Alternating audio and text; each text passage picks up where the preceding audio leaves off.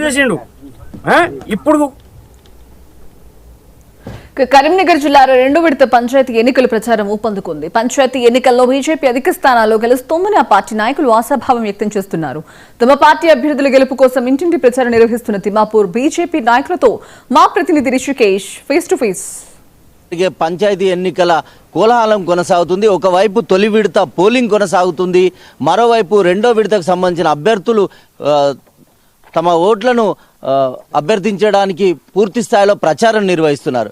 ప్రస్తుతం మనం కరీంనగర్ జిల్లా తిమ్మాపూర్ మండల కేంద్రంలో ఉన్నాం. ఇక్కడ గ్రామ పంచాయతీకి సంబంధించి తక్కిటి దేవేందర్ రెడ్డి తన ప్రచారాన్ని నిర్వహిస్తున్నారు.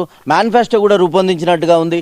చెప్పండి, ఎట్లాంటి అంటే మీ గ్రామంలో ఏ అంశాలతోని ప్రజల్ని ఓట్లు అడుగుతున్నారు? నమస్కారం.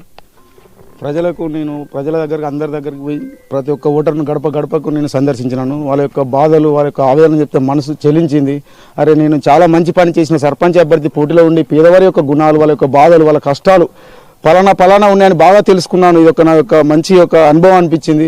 వాళ్ళ దగ్గరకు పోయి నా యొక్క ఓటు వేయండి అమ్మా. నేను గతంలో కూడా వార్డు మెంబర్గా చేశాను. ఆ గ్రామంలో నేను వార్డులో చాలా మురికి కాలువ కట్టించాను, సీసీ రోడ్లు వేసాను, బోర్లు వేయించాను. మీరు నన్ను గెలిపిస్తే మీ పేద కుటుంబాలకు అండగా ఉంటానమ్మా. ఏ రకంగా సాయం చేస్తా అంటే నీ కేంద్రం నుండి మన బండి సంజయ్ అన్న ద్వారా నిధులు వస్తాయి మన గ్రామాలకు. కేంద్రం నుండి మన బండి సంజయ్ ద్వారా నిధులు వస్తాయి. గ్రామంలో సీసీ రోడ్లు కావాలన్నా, మురికి కాలువలు కావాలన్నా, మీకు బోర్లు కావాలన్నా, విద్య వైద్యం ఏదైనా ఒక రోడ్లు ఏదైనా కూడా మనకు అక్కడి నుంచి మనకు నిధులు వస్తాయి. కాబట్టి 100% ఇప్పటి వరకు పోసినా కూడా కేంద్రం నిధులు దాదాపుగా మన గ్రామాలలో మీకు ఎల్లవెల్లా అందుబాటులో ఉంటానమ్మా. పింఛన్లు ఇప్పిస్తాం. ఏదన్నా వైద్యం ఏదన్నా సాయం చేయడానికి నేను ముందున్నా అమ్మా. ఎందుకంటే నా యొక్క సంకల్పం, నా ఆశయం పేద కుటుంబాలకు అండగా ఉండాలని ఒక లక్ష్యంతో వచ్చానమ్మా. నేను డబ్బు పెంచుకోవడానికి రాలేదమ్మా. నాకు మా వ్యవసాయ కుటుంబం నుంచి వచ్చాను. నాకు 5 ఎకరాల భూమి ఉంది. నేను సంపాదించుకోవడానికి రాలేదమ్మా. నేను ఒక పేద కుటుంబానికి అండగా ఉండాలని ఒక ఆశయంతో వచ్చానమ్మా అని అడిగి మీ యొక్క ఓటు నాకు వేయాలని కోరుకున్నాను. ఇప్పుడు మీ గ్రామంలో ఎలాంటి ప్రధాన సమస్యలు ఏమున్నాయి? ప్రజలు ఏం చెప్తున్నారు? మా గ్రామాల్లో పేద కుటుంబాల వాళ్ళ ఇంటి దగ్గరకు పోయినప్పుడు వాళ్ళు చెప్తున్నారు, మాకు డబుల్ బెడ్రూమ్ లేదు, మాకు ఇల్లు కట్టుకున్నామంటే సౌకర్యాలు లేవు, మాకు జాగా లేదు, ప్లస్ మాకు పింఛన్లు రాలేదు, మాకు వాడకు స్తంభాలు లేవన్నా, ఒకటి లైట్లు వేస్తలేరన్నా, ఎవరు పట్టించుకుంటలేరు, మాకు వాటర్ వస్తలేదన్నా, ఇట్లా ఎన్నో సమస్యలు వాళ్ళు చెప్పుకుంటూ పోతే సమస్యలు వాళ్ళు నాకు గుర్తులేవు. చాలా సమస్యలు చెప్పారు. కొన్ని ఇంటి సమస్యలు చెప్పారు. ఇంటి ఇప్పుడు డబుల్ బెడ్రూమ్ కాడ ఏం చెప్పారంటే ఇంటి నెంబర్ లేవని చెప్పారు. వాళ్ళు ఇంకేమన్నారు, డ్రైనేజ్ సమస్య ఉందని చెప్పారు. అక్కడ ఇంకా ఏం చెప్పారంటే సెప్టిక్ ట్యాంక్ అక్కడ పోతలే, ఆ సెప్టిక్ ట్యాంక్ అనేది లేదు అని చెప్తున్నారు.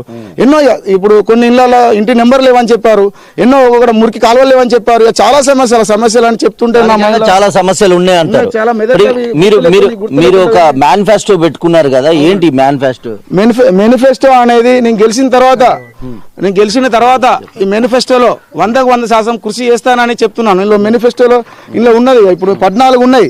ఈ 14 గుర్తు అంటే ఫస్ట్ ఇది బాగా ప్రాధాన్యమైనది ఏంటిదంటే తిమ్మాపూర్లో ఆసుపత్రి వైద్య సేవలు 24 పడకల గది ఆసుపత్రికి 50 పడకల ఆసుపత్రిగా మార్చి 24 గంటల వైద్య సేవలు అందుబాటులో తీసుకోవడానికి కృషి చేస్తున్నాను. గ్రామంలో ప్రైమరీ స్కూల్ అప్గ్రేడ్స్ చేసి ఆధునీకరణ విద్యార్థులకు మౌలిక వసతులు కల్పించేలా కృషి చేస్తాను. తిమ్మాపూర్ నుండి పొరంల రోడ్డును త్వరలో పూర్తి చేయించాలా. ఎందుకంటే కేంద్రం నుండి మనకు అండ ఉంది కాబట్టి నన్ను గెలిపిస్తే మన కేంద్రం నిధులు వస్తాయి కాబట్టి అది చేయాలనుకున్నాను. రామాలయ దేవాలయాన్ని మీరు చెప్తున్నారు. అయితే ఇక్కడ మేము కూడా అభివృద్ధి జరగాలంటే కాంగ్రెస్ కావచ్చు, బీఆర్ఎస్ అభ్యర్థులు కూడా ప్రచారం చేస్తున్నారు కదా, మీకే ఎందుకు ఓటేయాలి అంటే ఏం చెప్తారు? వాస్తవం, గతంలో టీఆర్ఎస్ గవర్నమెంట్ పరిపాలించినప్పుడు రాష్ట్రం మొత్తం చెప్తుంది రాష్ట్రంలో అప్పులపాలైంది, మా దగ్గర డబ్బులు అని చెప్తుండు. మళ్ళీ ఇప్పుడు వచ్చిన కాంగ్రెస్ గవర్నమెంట్ కూడా ఏమంటుండ అంటే మన ముఖ్యమంత్రి రేవంత్ సార్ ఏమంటుండ అంటే ఇక నా దగ్గర డబ్బులు లేవు, ఏం చేయలేని పరిస్థితి ఉంది. ఇప్పుడు ఎలక్షన్ కూడా ఎందుకు వచ్చినాయంటే డిసెంబర్ లోపు ఎలక్షన్ పెట్టకపోతే 3000 కోట్లు వాపసు అయితే అందుకున్నాయి. ఎందుకంటే ఈ బీసీ ఫీలింగ్ తీసుకొచ్చి ఎలక్షన్లు అనేది చాలా టైం గడిపిండు. ఇప్పుడు ఎంపీటీసీ జడ్పీసీ ఎందుకు పెడతలేడు? ఇది మన గ్రామ పంచాయతీ ఎలక్షన్లు ఎందుకు పెడుతుండ అంటే ఈ 3000 కోట్ల కొరకే పెడుతుండు అనేది ప్రజలు గుర్తించుకోవాలి. ఇది బీజేపీ మనకు మీద సెంటర్లో ఉంది కాబట్టి మనకు ఒక అండ ఉంది. బండి సంజయ్ అన్న ఉన్నాడు కాబట్టి అతని ద్వారా మన గ్రామాలకు నిధులు కావాలంటే మన ఎంపీ నిధులే వస్తాయి. దాదాపుగా డెవలప్మెంట్స్ నిధులు మీరు చూడండి గ్రామాలలో ప్రతి గ్రామంలో నుండి ఎక్కువ ఏ డబ్బులు మన గ్రామానికి ఉపయోగపడుతున్నాయి అంటే కేంద్రం నిధులే. మీరు ఒకసారి చూడండి, తెలుసుకోండి. తిమ్మాపూర్ లో మీరు మీ గెలుపు కావచ్చు, ప్రజలు నీ వైపు ఉన్నారని భావిస్తున్నారా? 100% ప్రజలు అన్న నువ్వు యువకునివి, నువ్వు మంచి పని చేశావు, నువ్వు 100% నువ్వు గెలుస్తున్నావు, నువ్వు ఆధారపడకు, నేను చూస్తే బాధ అనిపిస్తుంది, నువ్వు డల్లుగా ఉంటున్నావు అంటే లేదమ్మా నేను డల్లుగా ఉంటలేను, ప్రజల యొక్క ఆవేదన ఆశయాలను నేను తెలుసుకుంటున్నా, వాళ్ళ యొక్క ఏంటి సూచనలు తెలుసుకుంటున్నా. 100% గెలవడానికి 14 డేట్ నాడు 5:30కు విజయడంక మోగిస్తున్నానని ఆ దేవుని కృప ఉంటే గెలుస్తానని అనుకుంటున్నాను. రైట్. కేంద్ర ప్రభుత్వ నిధులతో జరిగిన అభివృద్ధి, అదేవిధంగా తిమ్మాపూర్లో ఉన్న స్థానిక సమస్యల పైన తన పోరాటం చేస్తానని, సామాన్య కుటుంబం, రైతు కుటుంబం నుంచి వచ్చిన తనను గెలిపించాలని తిమ్మాపూర్ ప్రజలకు ఆయన విజ్ఞప్తి చేస్తున్నారు. కెమెరా పర్సన్ రహీంతో ఋషికేష్, 99 టీవీ, తిమ్మాపూర్ నుంచి.